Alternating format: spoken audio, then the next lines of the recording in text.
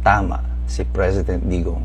Ang umpisa pa lang sinasabi na niya, bangag ang ating presidente, bangag ang ating First Lady. I am Attorney Mike Operario ng Bataan, and Mr. President, for the good of the country, before you deliver that SONA in 2025, we request that you, your first family, the cabinet, and even the members of Congress should take a hair follicle test to prove na wala kayong involvement o hindi kayo gumagamit ng pinagbabawal na gamot.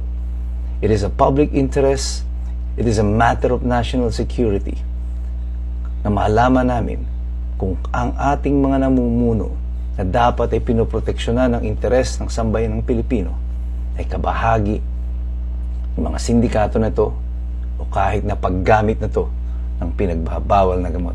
If this is true, that this arrest of Rodrigo Duterte was designed as a distraction para sa mga Pilipino, para hindi mapuna ang kapalpakan at mga issue, ang kontrobersiya, ang iskandalo na nangyayari sa Amerika, you will never be forgiven by the Filipino people. That is why, in the recent survey today, 80% of Filipinos don't trust the administration anymore. Magandang araw po sa inyong lahat. Ito po muli si Attorney Mike Operario. At sa wakas, nagpaunlak na rin ng interview ang Presidential Communications Office sa ilalim ng kanilang bagong appointed secretary, si Secretary Dave Gomez. At eventually, si Claire Castro ay nagbigay na rin ng kanyang panayam ng press briefing after a few days niyang absent mula nang pumutok itong balita na ito ng paglabas ng coroner's report regarding sa pagkamatay ni Paulo Tantoco. At makikita nyo dito, uniform yung kanilang soundbites. Yung soundbites po, this is a marketing strategy na through a subliminal message, unti-unti nilang dinadala sa atin itong impormasyon na ito na parang hindi mo nahahalata. Pero kinukondisyon ang isip ng mga nakikinig that this thing is a private matter. That is their soundbite. Ito ayon kay Secretary Dave Castro, it is a private matter na hindi daw nila kailangan discussin. Si Claire Castro, ang sabi niya, ito naman daw po ay isang pribadong bagay at yung mga pribadong tao na involved po dito ay hindi makapagluksa ng tama. So this is the new strategy of Malacanang. This is their new tactic rather. Hindi siya strategy, it's a new tactic to create this narrative and to condition the mind of the people that this death of Paulo Tantoco is a private matter. But we will not be fooled anymore. You say Claire, Secretary Gomez, we will not be fooled by these sound bites. Malinaw na malinaw po ang optics and it is not good for you. Ang larawang ipinipinta po nito nang nangyari nito at ang report from Beverly Hills, the coroner's report. This is not a police report, this is the coroner's report. Para itong medical legal report, an examination of the body says that Paulo Tantoco died of drug overdose. This is not a private matter. You know why? Because they were in the company of First Lady. The First Lady, kahit nasabihin nyo ng hindi gumastos ng pera ng gobyerno si Paulo Tantoco to get there.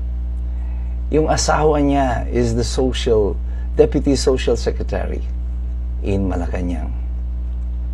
The First Lady and her official entourage, at least, kahit na hindi kasama si Paulo Tantoco dyan, ay ginastosan ng pamahalaan para makarating dyan. At ang ginawa nyo ay nag-party-party kayo dyan. Kasama nyo ang ilang pang mga opisyalis ng pamahalaan. And supposedly, ginastosan din yan ng pamahalaan. And those are public matters. Those involves public interest. Public interest because ang question dyan is, what is cocaine doing in the midst of all these public officials? Bakit may droga dyan? Ang kasabihan, Tell me who your friends are, and I'll tell you who you are. Ang inilalarawan ito sa mga ordinaryong Pilipino, tama si President Digong. Ang umpisa pa lang sinasabi na niya, bangag ang ating presidente, bangag ang ating First Lady. And then all of a sudden, may ganitong report. Somebody in the company of the First Lady died of drug overdose. And the explanations that you are offering is not helping. Si Claire Castro and the PCO is not being effective communicators ng nais na mangyari ng Malacanang. Kaya umuugong na namang balita ngayon sa Malacanang, baka magsisibakan na naman dito sa PCO.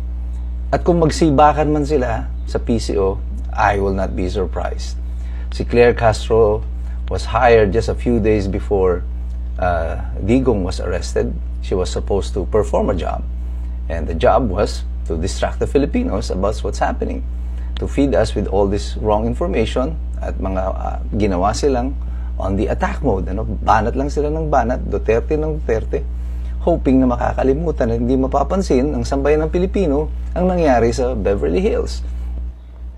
And if this is true, that this arrest of Rodrigo Duterte was designed as a distraction para sa mga Pilipino, para hindi mapuna ang kapalpakan at mga issue, ang kontrobersiya, ang iskandalo na nangyayari sa Amerika, you will never be forgiven by the Filipino people. That is why, in the recent survey today, 80% of Filipinos don't trust the administration anymore. This is even higher in Visayas and Mindanao at 85%. So ngayon, kahit na anong sabihin ng gobyerno, kahit anong paikot ang gawin nyo, kahit anong soundbites ang i-feed ninyo sa mga tao, it's not gonna work anymore because people don't trust you. And that is what you must put into your skull today. This administration has been surviving on spin-offs, itong mga distraction na ito. Hindi pwedeng patakbuhin ng gobyerno ng puro ganito lang. There has to be results, positive results. Kaya pati itong sa mga sabongero na issue, hindi na rin po naniniwala yung mga Pilipino sa mga findings ninyo. Pinagtatawanan na lang itong ating kapulisan na para silang nagpapalabas, parang gusto nilang maging actor sa another series of Batang Quiapo. But the stories that you are relaying to us are not well written. And it is to the detriment of the legitimate claims of the family ng mga sabongero. Sapagkat pati itong krimen ito ay pilit niyong idinudugtong sa politika. And that is the reason why this investigation will eventually fail. At hindi magkakaroon ng katarungan yung mga nawawalang mga sabongero. Dahil na rin sa kapabayaan ng mga nag-iimbestiga ng kaso na ito. And people will always be saying things, and they will always be complaining about all of these things that the government is doing. It is because it is a matter of trust. Nung hindi pa pumuputok itong issue ng coroner's report, matapang itong si Claire Castro. Nang tinanong siya ni Eden Santos ng Net25 kung hindi pa siya magpapa-hair follicle test ang Pangulo. Ang tanong ni Claire Castro, sino? Who is asking? Pinipilit niya si Eden Santos na magsabi na siya ang nanghihingi. Well, this is what the Filipino people is telling you now. We are demanding it. If you're asking for people who are asking for a follicle test, count me in. I am Attorney Mike Operario ng Bataan, and Mr. President, for the good of the country, before you deliver that SONA in 2025, we request that you, your first family, the cabinet, and even the members of Congress should take a hair follicle test to prove na wala kayong involvement o hindi kayo gumagamit ng pinagbabawal na gamot. It is a public interest, it is a matter of national security na maalaman namin kung ang ating mga namumuno na dapat ay pinoproteksyonan ng interes ng sambayan ng Pilipino ay kabahagi ng mga sindikato na ito o o kahit na paggamit na to ng pinagbabawal na gamot. We will not stop, we will not waver. We will continue to watch, we will continue to be vigilant. Kahit na ang ating media ay parang tila na nahimik na.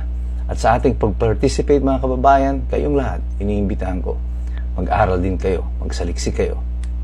Sapagkat mahirap makialam ang taong walang alam. Mabuhay po kayong lahat. God bless us all. Mabuhay ang Republika ng Pilipinas.